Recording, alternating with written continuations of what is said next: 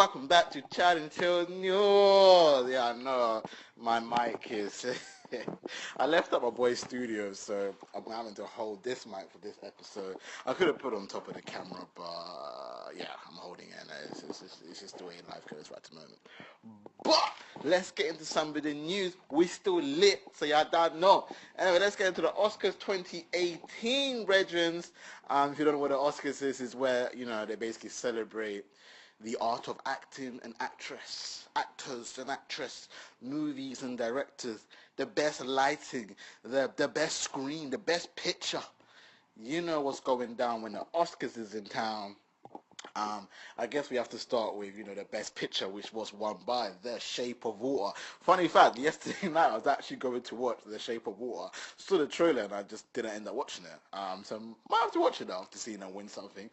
Best actress went to Frances McDormand from the Billboards Outside Ebbing, Missouri, whatever that film's called. Best actor was Gary Goldman from The Darkest Hour, you know, beating likes of Man from Get Out. And also salute to former Hurley's actor Rachel Shenton for delivering her speech using sign language. Now, if you didn't know, she's got a daughter who's deaf and can't hear. So she did it for her, basically. Salute to her. Great scenes to watch.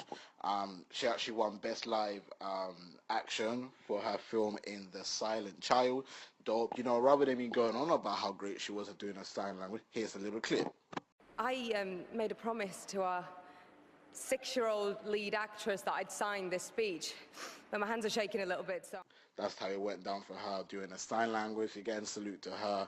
I think that's really dope to see. And obviously, you know, former Holyoke star, a lot of people giving her praises for that as well. It's good to see people coming out and doing those kind of things. Now, let's get into the next one. Next one is to do with March for Women. If you don't know what March for Women is, it's basically where they are trying to, you know, bridge the gap between gender equality. As a lot of people know at the moment, there are a lot of people, well, men getting paid more than women, so they want to make, you know, equal pay and all that stuff there. There were thousands of people that have taken part in a march in London to highlight the fight for gender equality, which is beautiful to see. We had celebrities, including Bianca Jagger and many others. Theresa May also came out for support, dropping a little tweet, which was nice to see from the Prime Minister. A lot of people laughing at us too, which was saying bloody woman, you know, a little tongue-on-cheek. I don't even know if that was really tongue-on-cheek, but I don't know. Whatever, yeah, it's a little dope thing there. So if you are people going out there to the march, let me know, man. I would love to speak to y'all, get you on set on Chat and Chill, and we can get it on, you know what I'm saying? Anyway, to do with the next story to do with an explosion in London.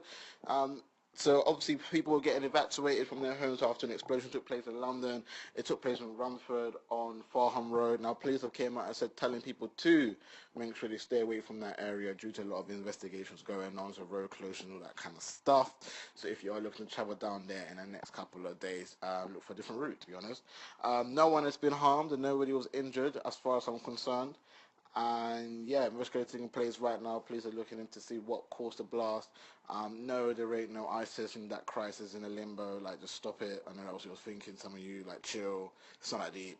Anyway, let's get on to the next story. Now, this is actually a funny story. A couple was banned from the hotel for using Booking.com discount code. So basically, there was this couple, young couple. I think the boy was 19, the girl was 18. They were booking a hotel.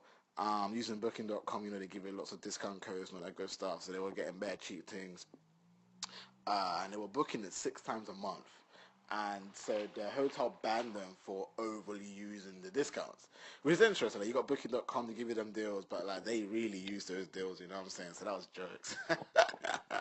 Salute to them, man. He was getting it on in the bedroom.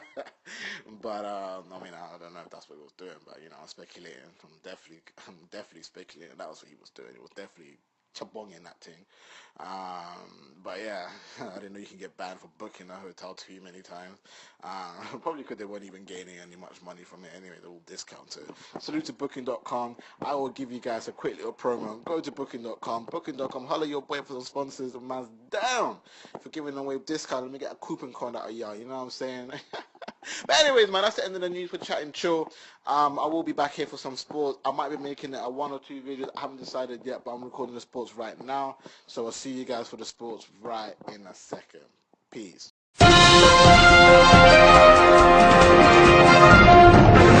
everybody, welcome back to Chat and Chill Sports. Now I haven't decided if I'm going to make it a one-way video or just compress it into one, because I do have to go to studio later today, but don't you worry, you will find out when the video comes out like I will. But let's get into the next. So we're going to start with Sunday's matches. Yeah, I know already. Arsenal losing again 2-1 to Brighton. You know, Arsenal have had one of the weirdest weeks, you know. They lost 3-0 to Man City twice, lost to Brighton 2-1. They're shedding in 11 goals and scored 1 in the last 3 games, which is terrible, terrible statistics for an Arsenal player. Arsenal supporter. Talking of Arsenal supporters, have you heard of BBC Radio 5 Live, which is hosted by Ian Wright at times, hosted by various other players like Robbie Savage. He gets involved there. Danny Murphy, a lot of people get involved with BBC Radio 5 Live. Now there was a fan that called in literally crying about Arsenal, you know, very disappointed with the result against Brighton. Ian Wright didn't see, so please, you know, let's see the video right now. It can't go on much longer like this. It's just absolutely heartbreaking. I'm just heartbroken to be witnessing my team just capitulate and just fall apart the way they are. And all credit to Brighton. You got to take your hats off to them. We're low on confidence, and you know they did a job on us in the first half. They could have been 3-4 goals up, and it's just unfortunate. It's really sad, really sad to witness this from an Arsenal team, you know. Now, if you've seen the video, you would have seen Ian Wright didn't look very happy with the actual BBC producers for allowing him to make the phone call into the show and having to listen to, you know, somebody very, very upset during that during his basically kind of rant, you want to say. Again, I kind of agree with Ian Wright in this situation. I don't think they should have just allowed him to do that. But you know, that's what happened, innit? Anyway, let's go on to the next story to do with Chelsea losing 1-0 to Man City, parking the bus, failing to park in the bus, should I actually say. Pundits coming out saying a disgrace of football. They actually started about a striker during this match. Again, I don't know, Antonio Conte, Arsene Wenger, they're having these kind of weird periods where it's weird. Looking at Wenger, you're thinking, sacked. You're looking at Conte, heading the same direction. I mean, they're 5th and 6th, respectfully, right now as we speak, and I don't know, man, I just don't really think that they're doing really well together at the moment. Together, you know, they're not doing well at all. Chelsea looking crap, Arsenal looking crap. The race for top 4 is on. I would say Arsenal are definitely out in that race. Chelsea, they can potentially come through. I mean, you don't know. You look at Morata. They bought Giroud. They still ain't starting a strike on their pitch. So I don't know if Conte didn't want Giroud anyways because he's not even starting Giroud. But I don't know. That's crazy to me. Today's match obviously going to take place tonight. Man United versus Crystal Palace. Man United should be winning that easy peasy. In my opinion, yeah, I have nothing really much to say about that. Palace to win. Scott McTominay are probably going to start. A lot of people talking about him, praising him. England and Scotland are fighting over him. Me personally, I would say play for Scotland because then you don't have to play so much football. No offense to England, but England are trash anyway, so what's the point? I don't support England. No offense. So yeah. But United should be winning. I'll give you a prediction: 2-1. Women's football now, we're going to get into Phil Neville, you know, saluting his England team right now.